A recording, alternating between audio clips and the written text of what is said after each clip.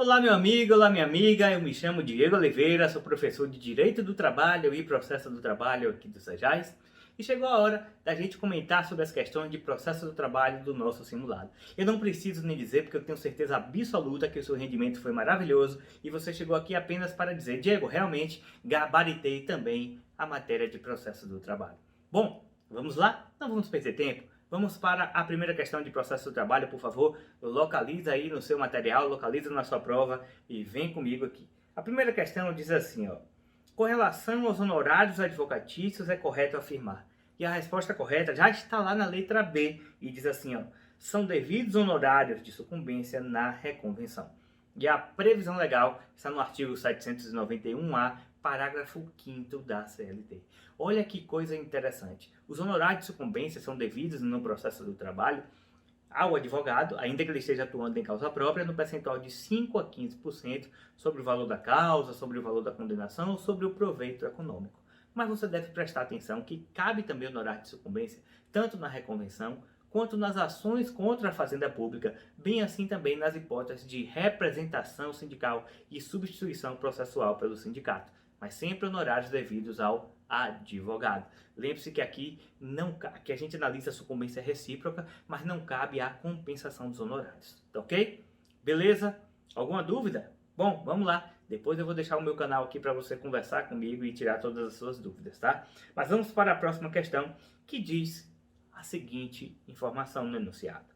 João ajuizou reclamação trabalhista em face da empresa Carro Forte Limitada, contudo, não compareceu para a audiência una que fora designada, tendo o juiz extinto o processo sem resolução do mérito, concedendo os benefícios da justiça gratuita ao trabalhador. E aí, com base nas regras de direito do trabalho, responda. E a resposta certa está lá na letra C de Sejais. E diz assim, ó.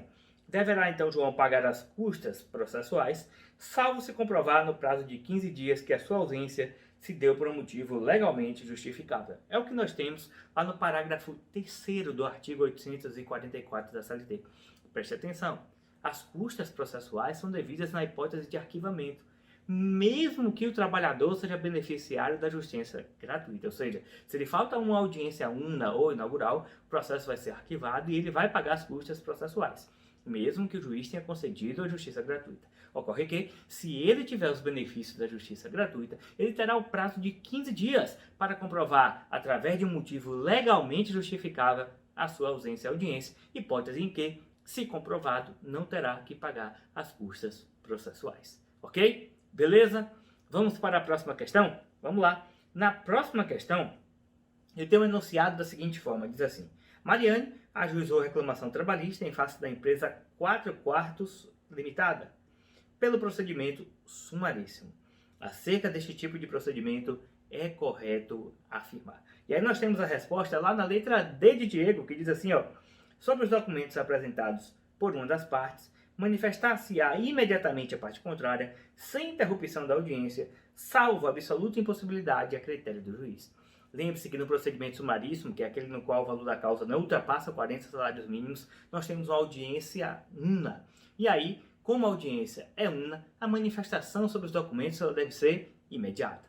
Ocorre que há hipóteses em que a manifestação sobre os documentos não pode ser feita de forma imediata. Eu até cito o exemplo em aula, se a empresa junta uma contestação com 500 documentos, não dá para se manifestar de maneira imediata ali. E aí, nesse caso, fica a critério do juiz a concessão de um prazo para a parte se manifestar sobre os documentos no procedimento sumaríssimo. E a resposta certa está com base no artigo 852-H, parágrafo 1º da CLT. Ok? Beleza? Vamos para a próxima questão, a penúltima questão aí de processo do trabalho. Tem o seguinte enunciado. De acordo com as regras de direito processual do trabalho, assinale a afirmativa correta acerca do processo de homologação de acordo extrajudicial. E a resposta certa já está logo na letra A, que diz assim: o processo de homologação de acordo extrajudicial terá início por petição conjunta, sendo obrigatória a representação das partes por advogado. E preste atenção aqui, a fundamentação aqui está no artigo 855-B da CLT. Por que isso, Diego? Observe. Um processo de homologação de acordo extrajudicial é um processo que não tem litígio, é uma jurisdição voluntária na Justiça do Trabalho. Então as partes apresentam uma única petição ao juiz e o juiz vai ter um prazo de 15 dias para analisar e homologar esse acordo. Se o juiz quiser, ele até pode marcar uma audiência, embora isso não seja a regra, mas ele pode marcar uma audiência nessa hipótese aí, ok? Vale lembrar que o juiz não está obrigado a homologar o acordo, mesmo que as partes queiram. Portanto, se o juiz não homologar o acordo, a decisão que nega a homologação do acordo e extingue o processo nesse caso, não é impugnável via mandado de segurança, porque não há um direito líquido e certo à homologação, pois é uma faculdade ao juiz. Deste modo, se o juiz nega a homologação do acordo, caberá recurso ordinário para as partes, ok? Mas Diego, e se o juiz homologa o acordo, cabe alguma coisa? Bom, se o juiz homologa o acordo, a decisão que homologa o acordo ela é irrecorrível para as partes, salvo apenas para a Previdência Social no que tange às contribuições previdenciárias. Mas a parte tem um único remédio que pode utilizar aí, se é que assim a gente pode chamar, que é a ação rescisória, desde que seja de acordo com as hipóteses previstas no artigo 966 do CPC, ok? Ficou atento a isso aí? Isso é previsto lá na súmula 259 do TST, tá bom? Anota essa dica, porque ela é de fato iluminada e pode cair na sua prova. Bom, vamos para a última questão de processo do trabalho? Vamos lá. A última questão diz assim, ó. Acerca do depósito recursal, olha aí, é incorreto afirmar. Eita, Diego, eu não vi que estava escrito incorreto, meu pai do céu. Calma, vamos com calma. Analisa aqui comigo primeiro o que tem na letra A, que é a resposta falsa, portanto, é que a gente deve marcar nessa questão. Deverá ser pago e comprovado no prazo de qualquer recurso que seja interposto.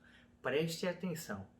Há uma regra, inclusive, que diz que todo depósito recursal deve ser pago e comprovado o seu recolhimento no prazo do recurso. Então, no processo do trabalho, como os recursos têm prazo em regra de 8 dias, aí eu posso recorrer no primeiro dia e pagar até o 8º dia. E comprovar o pagamento. Eu não posso, pelo menos, se eu faço assim, recorro no primeiro dia, pago no 8º e junto no 10º. Aí eu não posso. Eu tenho que pagar, tenho que recorrer no primeiro e posso pagar até o 8º desde que eu junte o comprovante de pagamento até o último dia do recurso. Só que nós temos uma exceção, e a exceção é o agravo de instrumento, que tem o depósito recursal que corresponde a 50% do depósito do recurso que a gente pretende destrancar.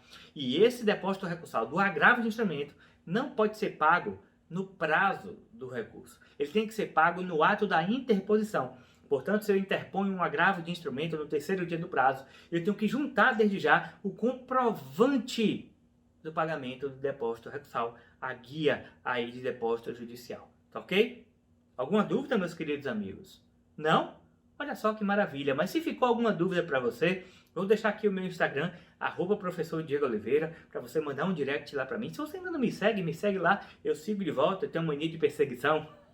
Me segue lá, que eu vou ter o maior prazer de seguir você e ter esse contato contigo também nas minhas redes sociais, tá bom? Estamos todos kits agora com as questões de processo do trabalho.